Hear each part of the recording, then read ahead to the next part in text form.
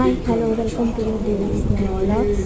As usual stove పెట్టుకొని పెనం పెట్టుకొని ఆయిల్ వేసుకొని జీలకర్ర వాము ఆవాలు వెల్లుల్లి నెక్స్ట్ కొంచెం అల్లం దంచి వేసుకోవాలి.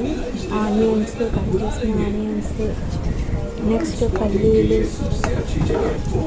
పచ్చిశనగపప్పు మినపప్పు కొంచెం పచ్చిమిరపకాయలు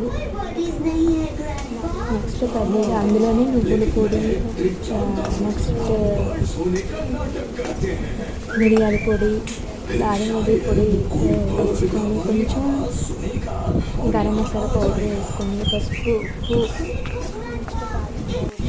పసుపు ఉప్పు కారం కలుపుకోవాలి. అలా కలుపుకోవాలి. ఎందుకు స్పెషల్ అంటే చాలామంది వరకు పెద్దవాళ్ళ నుంచి చిన్నవాళ్ళ నుంచి పెద్దవాళ్ళ వరకు చాలామంది నువ్వు పొడి కానీ నెక్స్ట్ మిరియాల పొడి కానీ ఇది బాగా టేస్ట్ చేయరు. అందుకని బాదం కూడా విని పక్క తీసి వాళ్ళకి పల్లీలు అయినాయి పల్లీల పొడి కూడా వేసుకోవచ్చు. కావాల్సిన పల్లీల బదులు అలా తినకపోతే అందుకే స్పెషల్గా వండేసి పెట్టాను. ఇలా పక్కన అప్పుడే చేసుకున్న అన్నాన్ని ఇలాగ సైడ్స్ని కలుపుకోవాలి. అన్నం ఎక్కువసేపు కుక్ చేయకూడదు. కుక్ చేస్తే మంచిది కాదు బాడీకి. అప్పుడు అన్నం సో అన్నం ఎక్కువ కుక్ చేయకూడదు. అలా సైడ్సే కలుపుకోవాలి. మొత్తం బాగా మధ్యలో కూడా కలిపేస్తే అన్నం మెత్తబడిపోతుంది. సో చూసుకోండి. నేను స్టవ్ ఆఫ్ చేస్తాను. మీడియం ఫ్లేమ్లోనే ఉప్పు సాల్ట్ అవి కూడా చూసుకోవాలి.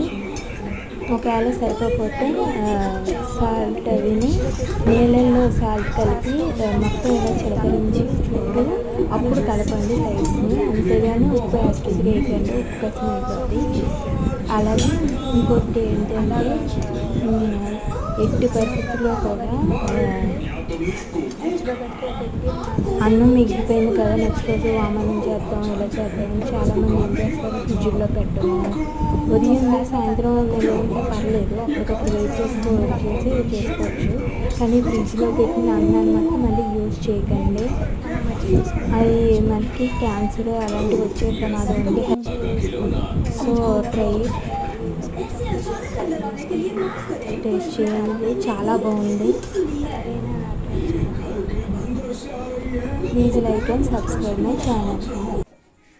పెట్టకండి.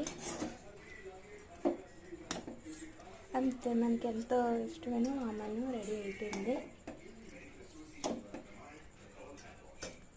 ఇదిగోండి.